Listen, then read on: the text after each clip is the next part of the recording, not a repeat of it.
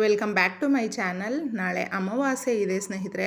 ಅಮಾವಾಸ್ಯೆ, ಪೌರ್ಣಮಿ, ವಿಶೇಷ ಈ ರೀತಿ ಪರ್ವದಿನಗಳಲ್ಲಿ ನಾವು ಈ ಅನುಷ್ಠಾನಗಳನ್ನ ಮಾಡ್ಕೊಳ್ಳೋದ್ರಿಂದ ಎಷ್ಟೋ ದೊಡ್ಡ ಕೋರಿಕೆಗಳು, ಹಾಗೆ ಎಷ್ಟೇ ದೊಡ್ಡ ಪ್ರಾಬ್ಲಮ್ಸ್ ಇದ್ರೂ ಅದನ್ನು ಬಹು ಬೇಗ ನಾವು ಸಾಲ್ವ್ ಮಾಡ್ಕೊಳ್ಳೋದಕ್ಕೆ ಆ ಪರ್ವದಿನಗಳು ಅನ್ನೋದು ಅನುವು ಮಾಡಿಕೊಡುತ್ತೆ. ತಪ್ಪದೆ ನೀವು ಈ ಪರಿಹಾರನ, ತುಂಬ ಸರಳವಾದ ಪರಿಹಾರ ಸ್ನೇಹಿತರೆ, ಇದನ್ನು ಮಾಡಿಕೊಂಡ್ರೆ ನಮ್ಮ ಮನೆ ಅಭಿವೃದ್ಧಿ ಹೊಂದುತ್ತೆ.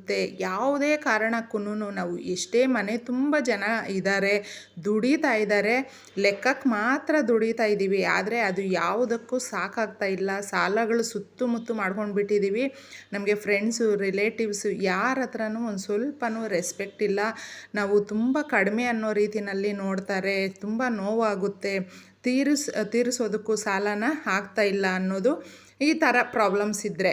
ಅದಕ್ಕೂ ಮುಂಚೆ ಇಲ್ಲಿ ಅಪೂರ್ವ ಅಂತಂದ್ಬಿಟ್ಟು ಅವರ ಒಂದು ಕಮೆಂಟ್ ಓದೋಣ. ಅಕ್ಕ, ನೀವು ಹೇಳಿದ ಹಾಗೆ 3 ಪಲಾವ್ ಎಲೆಯ ಮೇಲೆ ಕೋರಿಕೆ ಬರೆಯಿರಿ ಅಂತ ಹೇಳಿದ್ದೀರಿ. ಹಾಗೆ ನನ್ನ ಮಗಳಿಗೆ ಕೋರಿಕೆ ಬರೆಯಿದೆ.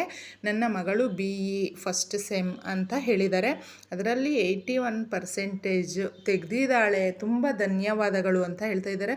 ತುಂಬ ಹೃದಯದ ಧನ್ಯವಾದಗಳು ಸಿಸ್ಟರ್. ನಿಮಗೂ ಕೂಡ ನೀವು ನಂಬಿಕೆ ಇಟ್ಟು ಒಂದು ಶ್ರದ್ಧಾಭಕ್ತಿಯಿಂದ ಅದೇ ರೀತಿ ನಿಮ್ಮ ಮಗಳು ಕೂಡ ಓದ್ತಾ ಇದ್ಲು ಅನಿಸುತ್ತೆ, ಅದಕ್ಕೆ ಅಷ್ಟು ಚೆನ್ನಾಗಿ ತೆಗೆದಿದ್ದಾಳೆ. ಇದೇ ರೀತಿ ಉತ್ತಮವಾಗಿ ನಿಮ್ಮ ಮಗಳು ಹಾಗೆ ನಿಮ್ಮ ಮನೆಯಲ್ಲಿ ಆ ತಾಯಿಯ ಆಶೀರ್ವಾದ ಸದಾ ಹೀಗೆ ಇರಲಿ ಅಂತ ನಾನು ಕೂಡ ಆಶಿಸ್ತೀನಿ.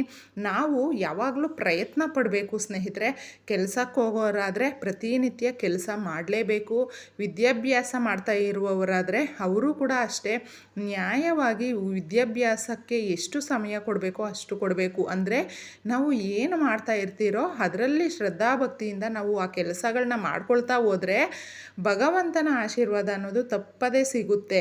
ತಡವಾಗಬಹುದು ಸ್ನೇಹಿತರೆ, ಆದರೆ ನಮಗೆ ಸಿಕ್ಕೇ ಸಿಗುತ್ತೆ. ಅಮಾವಾಸ್ಯೆ ದಿನದಲ್ಲಿ ಮಾಡಿಕೊಳ್ಳುವ ಪರಿಹಾರನ ಈ ದಿನ ಹೇಳ್ತಾ ಇದ್ದೀನಿ.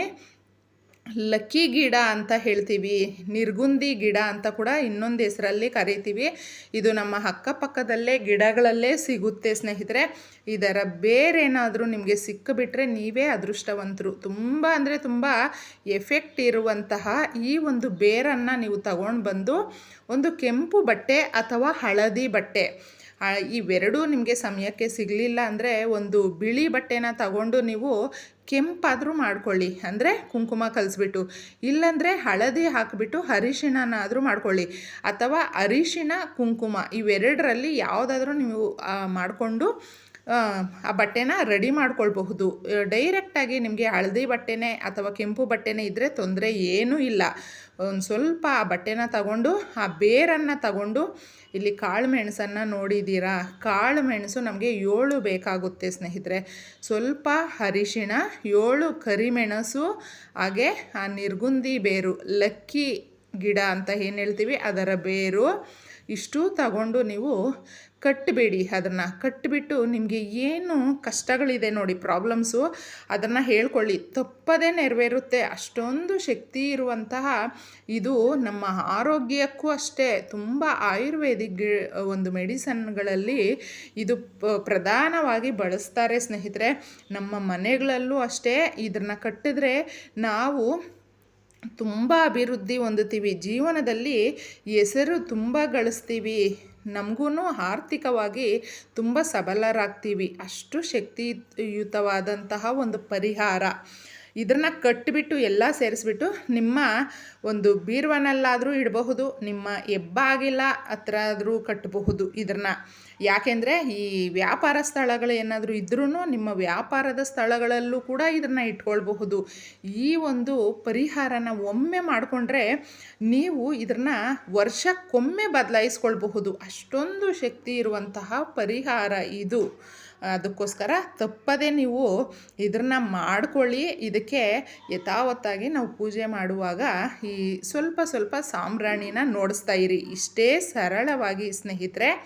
ಈ ವಿಡಿಯೋ ಇಷ್ಟ ಆಗಿದ್ದರೆ ತಪ್ಪದೇ ನಮ್ಮ ಚಾನಲ್ಗೆ ಸಬ್ಸ್ಕ್ರೈಬ್ ಮಾಡ್ಕೊಳ್ಳಿ. ನಿಮ್ಮ ಅನಿಸಿಕೆ ಅಭಿಪ್ರಾಯನ ಕಮೆಂಟ್ ಮುಖಾಂತರ ತಿಳಿಸಿ. ನಾನು ಸಿಗ್ತೀನಿ ಮುಂದಿನ ವಿಡಿಯೋನಲ್ಲಿ. ಅಲ್ಲಿವರೆಗೂ ಎಲ್ರಿಗೂ ಧನ್ಯವಾದಗಳು.